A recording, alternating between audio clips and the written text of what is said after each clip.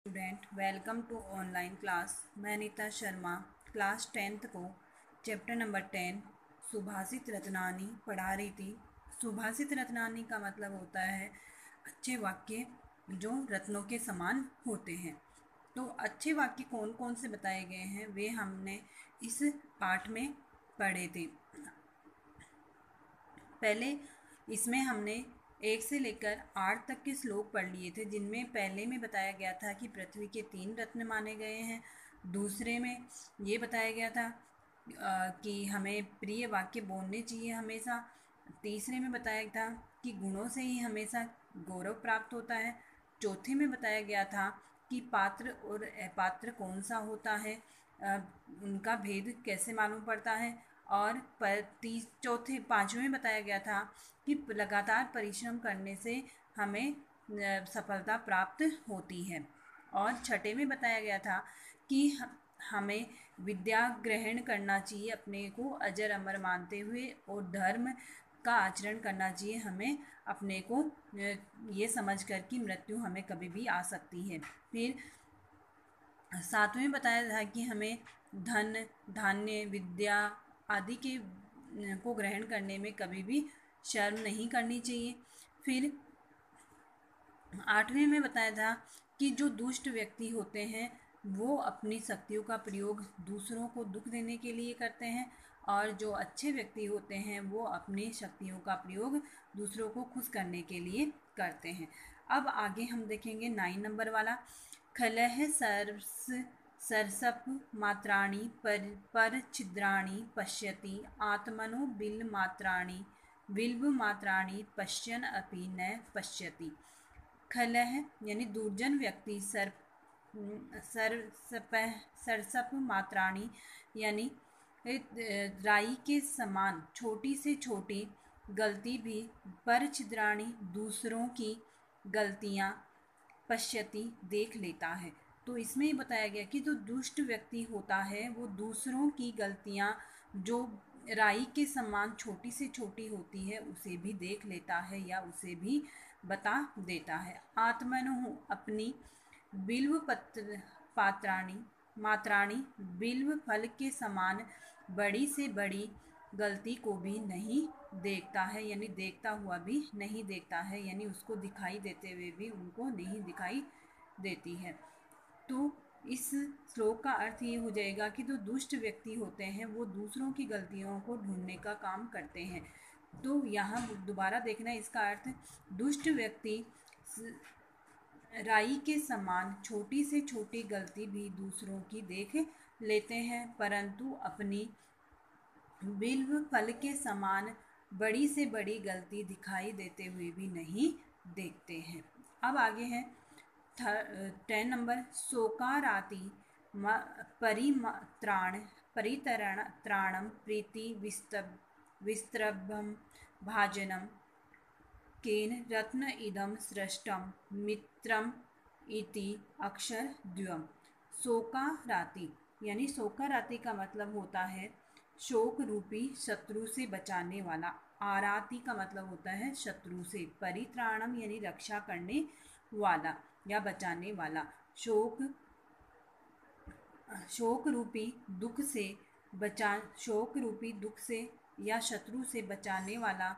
प्रीतिस्त्रभ भाजनम, प्रीतिस्त्रभ भाजनम का मतलब होता है विश्वास और प्रेम।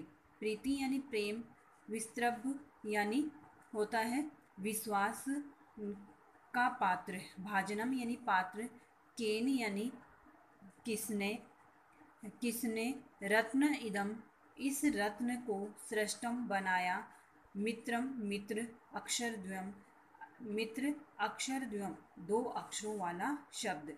तो इसमें ये बताया गया कि ये जो मित्र शब्द है वो क्या होता है, हमें मित्र जो होता है, अच्छा मित्र, वो हमें दुख शोक आदि से दूर करता है और हमारे विश्वास का पात्र होता है और प्रेम का पात्र होता है।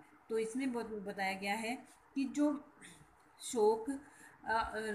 शोक या दुख रूपी शत्रु से बचाने वाला है और प्रेम और विश्वास का पात्र है, यह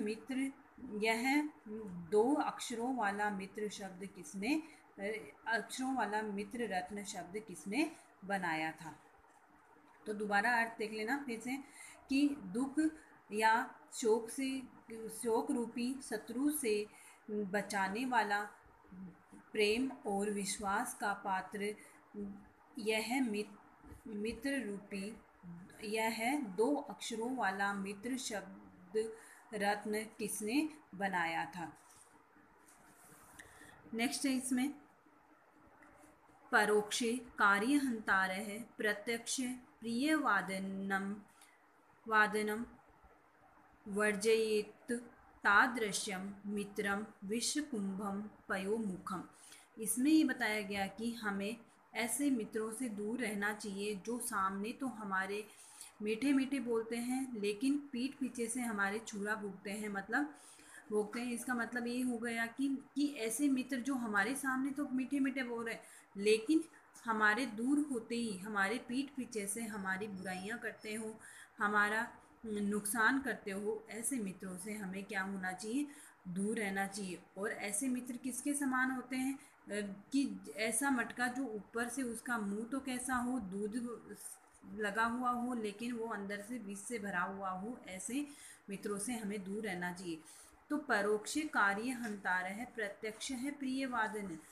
परोक्ष यानी जो पीठ पीछे कार्य हंतार है, कार्य को बिगाड़ने वाले होते हैं। प्रत्यक्ष प्रियवादनम और सामने जो क्या करते हैं, प्रिय बोलने वाले होते हैं। वर्जेत तादृश्यम, वर्जेत यानी छोड़ देना चाहिए, तादृश्यम यानी ऐसे मित्रों को।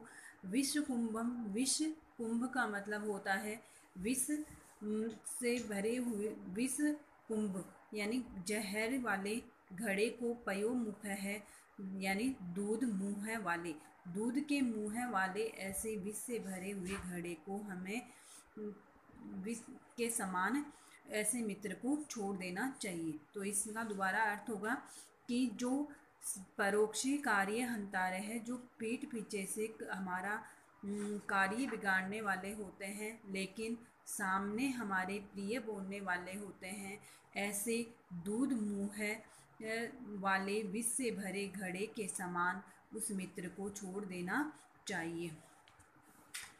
अनुकूले विधो देयम यत पूर्ययिता हरि है, प्रतिकूले विधो देयम यत सर्वम हरिष्यति।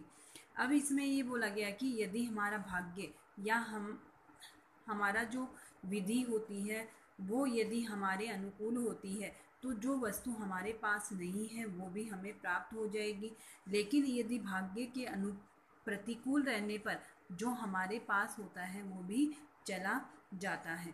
तो इसमें यही बताया गया है कि अनुकूल होने पर विधो यानी भगवान के या भाग्य के, देयम यानी जो देने योग्य है, यत उसे पूर्यता हरि उसे पूर्ण कर देते हैं।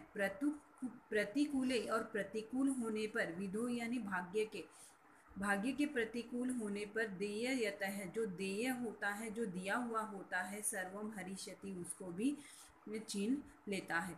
तो इसमें बताया गया कि भाग्य के अनुकूल होने पर जो हमें देने, जो हमारे पास नहीं होता है या जो देने योग्य होता है उसे भगवान हमें दे देता है। प्रतिकूलो विधो देयम, और प्रतिकूल होने पर, भाग्य के प्रतिकूल होने पर जो हमारे पास होता है वह भी हमारा छीन लेता है या वो भी हमारा हर लेता है। तो इसका दोबारा अर्थ देना, भाग्य के अनुकूल होने पर हमारे पास जो होता है, जो नहीं होता है वो भी हमें प्राप्त हो जाता है, और भाग्य के अनुकूल प्रतिकूल होने पर जो हमारे पास नहीं, जो होता है उसको भी, वह भी हमारा छिन जाता है या वह भी हमारा हमसे दूर हो जाता है। तो ये था आज का आपका वीडियो। नेक्स्ट वीडियो में हम आगे वाले श्लोक पढ़ेंगे। तो ये आपको जितना भी इसका वर्क भेजा जाएगा, सह प्रसंग व्याख्या, वो आपको अपनी नोटबुक में करना है। तब तक के लिए धन्यवाद।